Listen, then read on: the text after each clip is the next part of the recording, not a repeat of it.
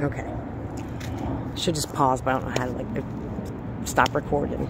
There was someone that came by here with binoculars and was bird watching. Anyway, so my thing was safety and security. So last December, well, when I was meditating with the trees and spirit and all that, through that first one, you know, spirit told me, you know, in order for me to change these things I wanted to change so badly that I was like really starting to see, I need to have a strong, solid foundation. A foundation that nobody could take from me, pull from me. Because since 2017, now I've been on my own since I was 18. I had a job since I was 14. I've always provided for myself. It wasn't until 2017, and since then up until December, that I could never secure stable housing. I would have stable housing, and then when I started to show up as me, or, you know, started to grow a little bit, or get stable and going in a different direction than whatever energies I may have been living with, or I called them out on their own shit, since I was the villain in their story many times, and I wanted to, you know, hey, I love you, you're my blah, blah, blah, but let's hold a mirror up. Regardless, 27, so that's one, I'm trying to think, 1, 2, 3, 4, 5, like 7, 8 times. 7 or 8 times since then. Just as I was getting my tracking, I would be asked to leave. Prior to that, I will take responsibility for choices I've made, but since 2017,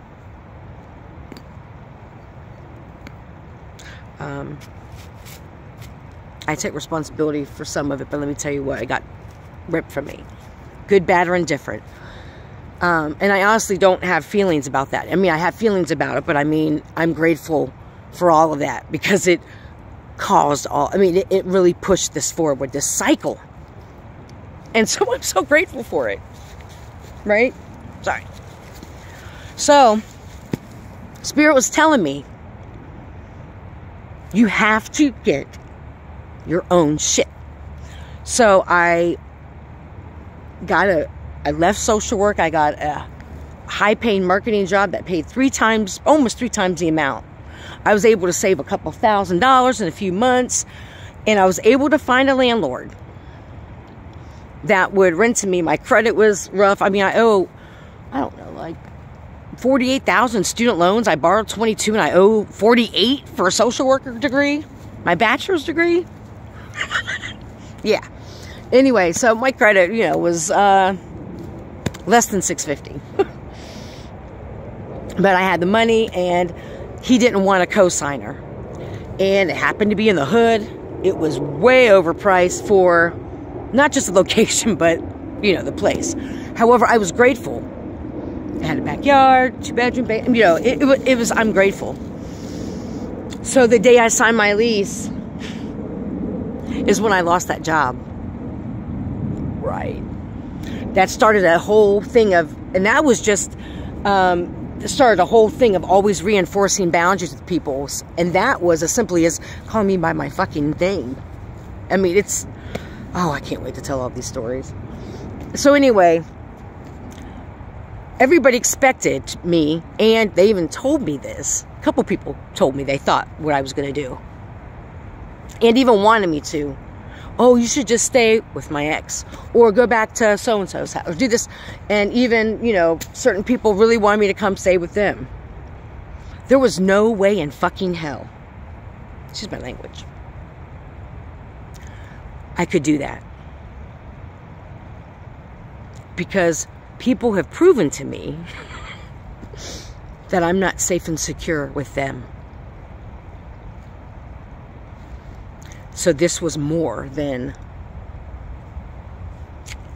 living by myself. Because I've always lived by myself since I was 18.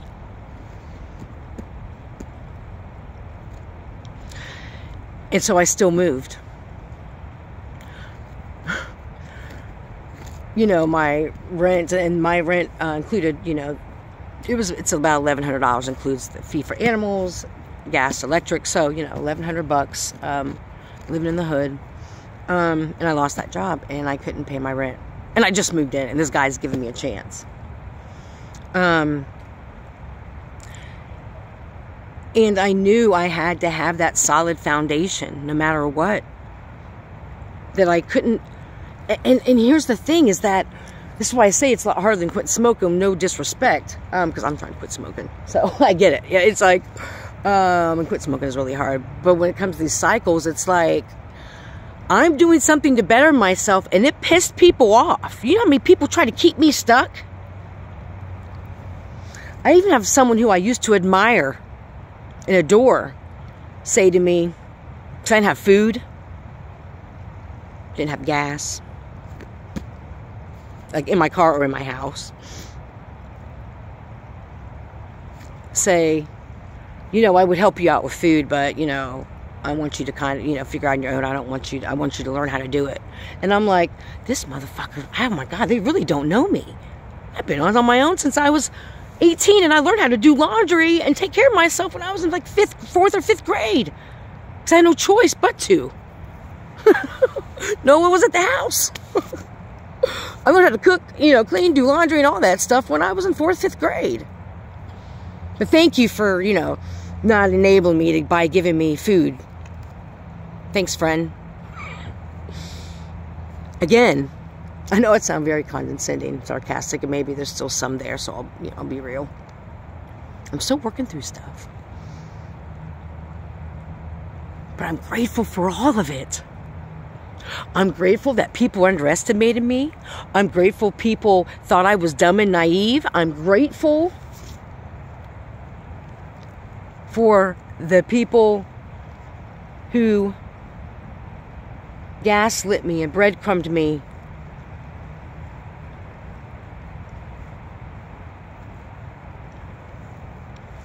I'm grateful for the black magic done on me. I'm grateful for the things that happened to my car, my home, inside my home, outside my home, the binding, falsifying documents, lying on my name.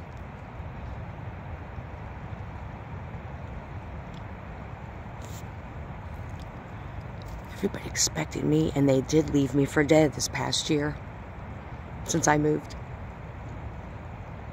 It's been a small handful of people. When my cat mysteriously disappeared for 2 weeks, he didn't get out of the house. Someone can't just break in. No, there's keys to my house that were never given back to me. When I first moved in, and I was having people at my house to get the house ready while we had the trucks, you know, coming over there, never got my keys back. Anyway, I'm getting off track. Like, there's just so much.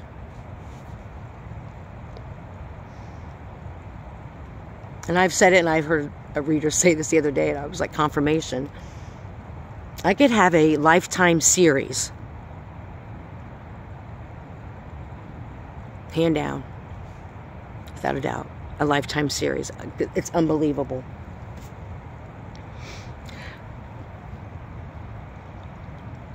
But I understand why. That's the thing.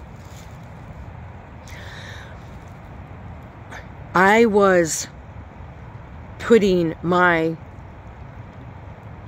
future, faith, love, hopes, dreams, even sending journal entries to people who then took pieces of it out and tried to hold it against me, who used my they would think would be weaknesses against me. Paid practitioners got readings on me. And if you're someone who's like watching me and gang stalking me and saying, she's talking about me. Yeah, I'm talking about you. You know who you are. But I'm grateful for you. I'm grateful for you not celebrating me the way I've celebrated you. I'm grateful for you withholding your energy and love from me as a form of punishment, regardless of the relationship. I'm grateful for your tracking and recording devices.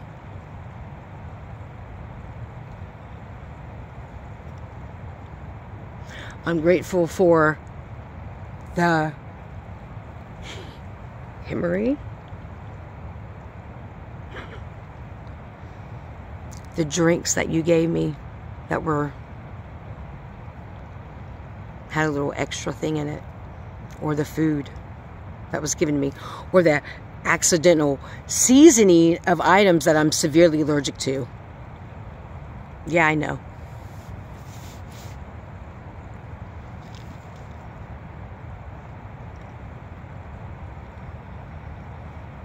Thank you. Because I was left in the dark for dead.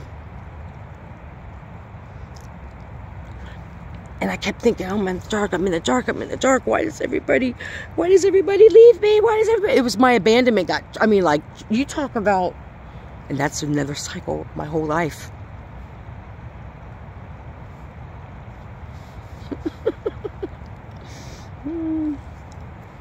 Spirit said, sit with the trees.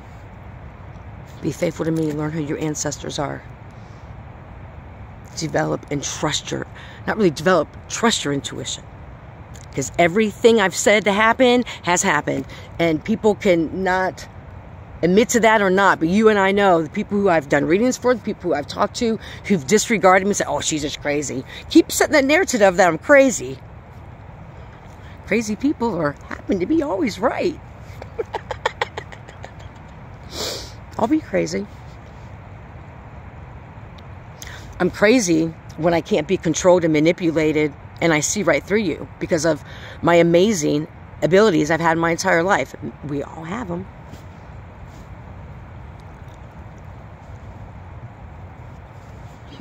Hey, Marie, what are you doing?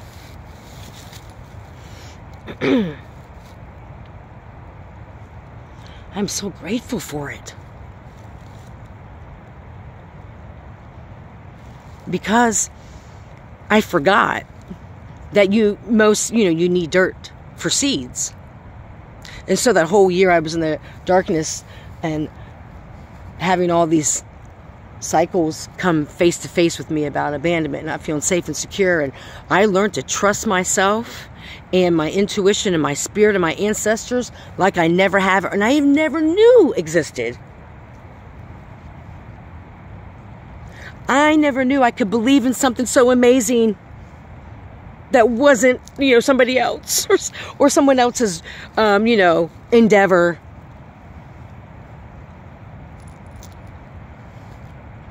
Who would have knew?